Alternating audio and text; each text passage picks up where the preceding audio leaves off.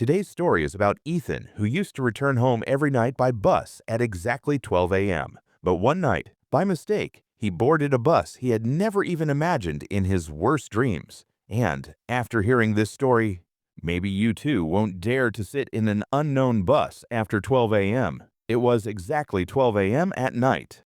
I am Ethan, just like every day. Today as well, waiting for my bus, standing at the bus stop. My bus came every day exactly at 12 a.m. to this very bus stop. Even today, I was completely sure that the bus would come, so I stood there with the same hope. Every day after work, from this very bus stop, I go back home. And today too, the situation was no different. But maybe today, fate was not on my side. Standing there, a lot of time passed, but no bus came. Time, slowly, kept slipping away, and before I realized, it was 1 a.m. For almost an hour, I waited for the bus. But my bus did not come. I thought maybe my bus had already left before I reached the stop. From inside, I felt very sad, and silently, I started thinking, now, what should I do? The night had grown quite deep. All around, silence had spread, and the road looked completely deserted. I had to reach home no matter what. Restless, I started looking around me. Just then, my eyes fell to the right, a little distance away, on an old worn-out board. On it, in faded letters, it was written, "Old Bus Stop." There was also a mark on that board, showing the direction of the bus stop. I turned my gaze and saw that, from there, an old, broken road was leading toward the forest.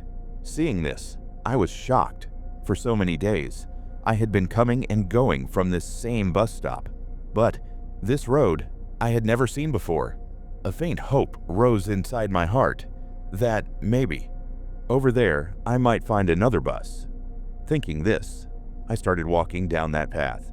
As I kept walking, I went quite far ahead. Then, I lifted my eyes and saw there was an old-looking bus stop.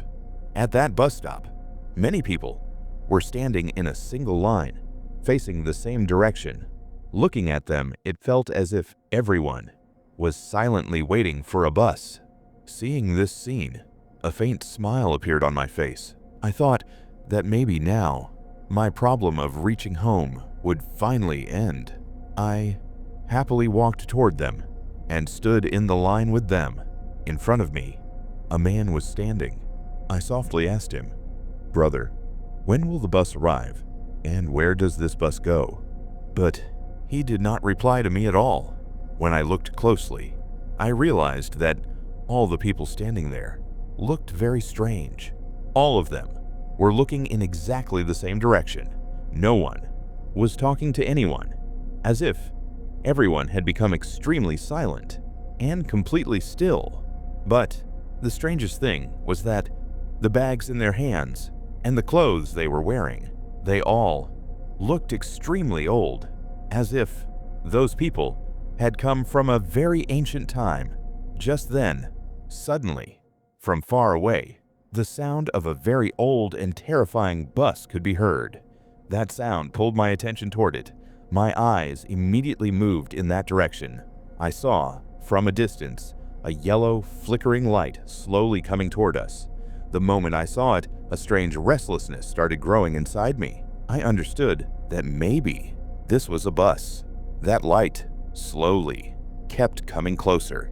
And then, it finally came and stopped right in front of us.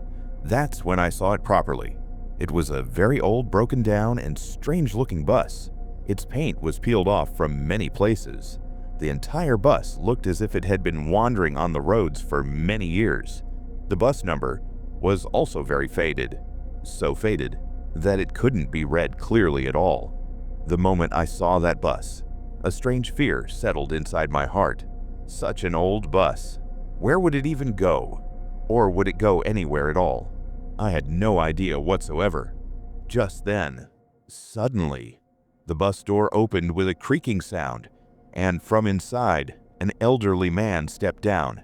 He was the ticket conductor of the bus. As soon as he got down, in a heavy and tired voice, He said, "Come, the bus has arrived." The moment his voice was heard, the people standing in the line, without saying anything, slowly, one by one, started boarding the bus. Within moments, everyone had gone inside the bus, and I was still standing there. Just then, the ticket conductor looked at me and, without changing his expression, said, "So, you're not coming?" I gathered a little courage and asked him, "Where does this bus go?" The ticket conductor stared at me and replied, "This bus will take you to your destination." Hearing his answer, something even more strange started growing inside me. He wasn't clearly explaining anything, but still, without thinking too much, silently, I stepped inside the bus. What I didn't know was, boarding this bus was about to become the biggest mistake of my life. The moment I stepped inside the bus, suddenly, with a loud sound, the bus door shut on its own. I froze right there because I hadn't even touched the door, yet it had closed by itself. For a moment, the entire atmosphere felt completely frozen, and at the same time, my heartbeat started racing. Only one question kept spinning in my mind. How could the door close on its own? With fear rising, I slowly looked around. That's when my eyes fell on the conductor standing right in front of me. There was no expression on his face, no anger, no smile, just a strange, empty stare, as if he wasn't looking at me, but straight through me. In an extremely slow and flat voice, he said only one word, "Ticket," I replied softly, "Yes." The very next moment, he placed a ticket into my hand. Before I could understand anything, he walked ahead inside the bus, without stopping, without saying a word. Carefully, I called out from behind, "Please take the money." But he didn't turn around, nor did he reply. He went straight and sat down near the driver's cabin. This started feeling deeply strange to me, because the ticket had been given, but no money was taken at all. I stood there for a few seconds, then silently moved forward and sat down on an empty seat. There were many people sitting inside the bus, the same people whom I had seen standing in line at the bus stop earlier, but now, no one was talking, no one was moving. Everyone was just staring straight ahead, completely silent, absolutely lifeless. The seat beside me was empty. I let out a faint sigh of relief and stayed seated. Then, without any warning, the bus started moving. At first, very slowly. Then, its speed kept increasing. Cold air started coming in through the windows. I looked outside, and that's when I felt it. The road was changing. Within moments, the realization became clear. The bus had turned onto a road I had never known. This path was heading toward the forest. And as the bus kept moving forward, darkness all around, long stretched shadows of trees, kept growing deeper and deeper. My chest started feeling heavy. I slowly stood up from my seat and moved toward the conductor. Very carefully, almost whispering, I asked him, "Where is this bus actually going?" The conductor slowly looked at me. There was no light in his eyes, just a cold, hard stare. And then he said, "Sit quietly in your seat. This bus will take you to your destination." I tried to ask again, but he repeated the same words. And this time, his voice was even more harsh and far more terrifying than before. Carrying both fear and confusion together, I went back and sat down in my seat. The bus was now moving at high speed, but on a deserted road, whose name, whose end, I knew absolutely nothing about. The bus kept moving forward continuously. The low hum of the engine echoed in my ears. Cold air kept flowing in through the windows, and in the middle of that strange silence, I didn't even realize when my eyes started feeling heavy. The exhaustion had grown. I rested my head against the seat, and slowly, my eyes closed. For a little while, I fell asleep, but then, suddenly, my eyes opened, and after seeing the scene in front of me, I was stunned. The bus I was sitting in no longer looked the same. The people who had been sitting around me were nowhere to be seen. The entire bus was empty. Panicking, I jumped up from my seat. My heart started pounding rapidly. I couldn't understand how everything had changed so suddenly. I carefully looked around, and then I realized the condition inside the bus had completely changed. The seats were broken, the window glass was missing, and rusty objects were scattered across the floor. It felt as if this bus had been lying here for a very long time. Now the fear was clearly setting in. With fast, shaky steps, I rushed toward the bus door. My hands were trembling, but still, I opened the door, and the moment I looked outside, my breath nearly stopped. The bus was lying at the edge of a mountain road, fallen down into a deep ravine, in a completely shattered condition, as if after a terrible accident, it had been stuck there ever since. Seeing this, the strength drained from my legs. Just a short while ago, I had been sitting safely inside this very bus, and now, the bus was lying crashed into the ravine. Staggering, I somehow reached the driver's cabin, but there too, there was no one. The entire cabin was broken, the glass was shattered, and everything was scattered everywhere. It felt as if, after the accident, this bus had been abandoned right here. Just then, suddenly, the moment I turned back, what I saw made my soul tremble.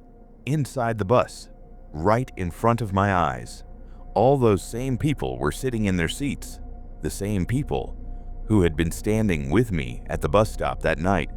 But now, their condition was completely different. Their entire bodies were covered in blood, from someone's head, from someone's hands, and from someone's clothes. Blood was dripping, their clothes were torn, their faces were filled with wounds, and their bodies were completely soaked in blood. The moment I saw them, I understood these people were not alive.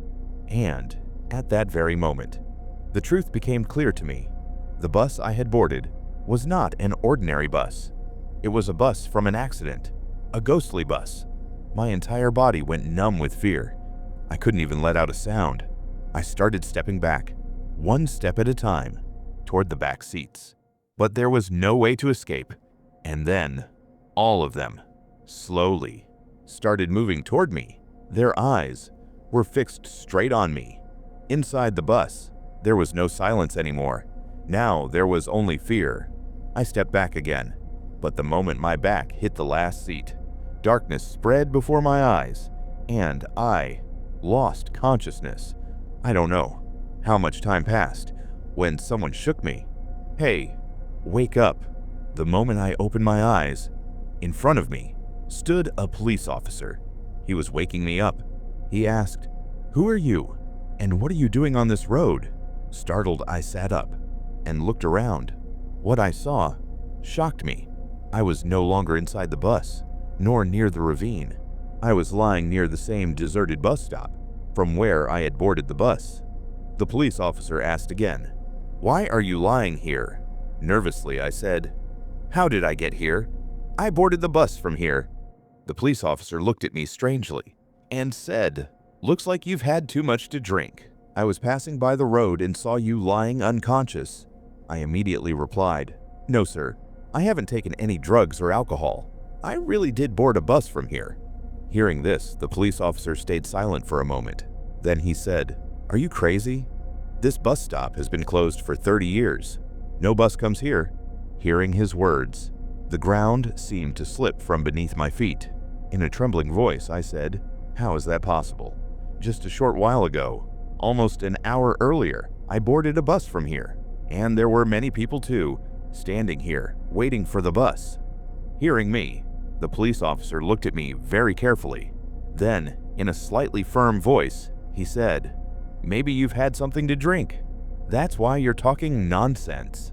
I immediately replied, "No, sir. I haven't taken any intoxicants. I'm telling the truth." The police officer took a deep breath and then said, "Listen, this bus stop has been closed for the past 30 years. No bus comes here." Then, after a brief pause, what he said next made the ground slip from beneath my feet. Yes, 30 years ago, one night, a bus left from here with many passengers on board. But on the way, that bus fell from a mountain road. There was a horrific accident. and everyone who was sitting in that bus died in that very crash. After that accident, this bus stop was permanently shut down, and from that day till today, no bus has ever come here. The moment I heard this, I was left stunned. For a while, I couldn't say a single word. Then the police officer asked me, "Who are you? Where are you from? And where were you trying to go?" Slowly, I said, "From the nearby bus stop. I catch a bus every night after 12 a.m. But today, my bus was missed." That's when I saw a signboard on which it was written, "Old Bus Stop." I thought, maybe I could find another bus from here. With that hope, I came here. The police officer listened to me, then said, "Whatever it is, don't stay here anymore. This place is not safe at night." I said, "My home is quite far from here." Hearing this, he replied, "No problem. Come with me in my car. I'll drop you home." After that, I went with the police officer, sat in his car, and returned home. But after that night, I learned one thing for the rest of my life. Even today, whenever I go anywhere, I never stop at an unknown bus stop. I never board an unknown bus, because it is not necessary that every bus takes you to your destination. Some buses can take you to a place from where coming back is not possible. Just like what happened to me that night.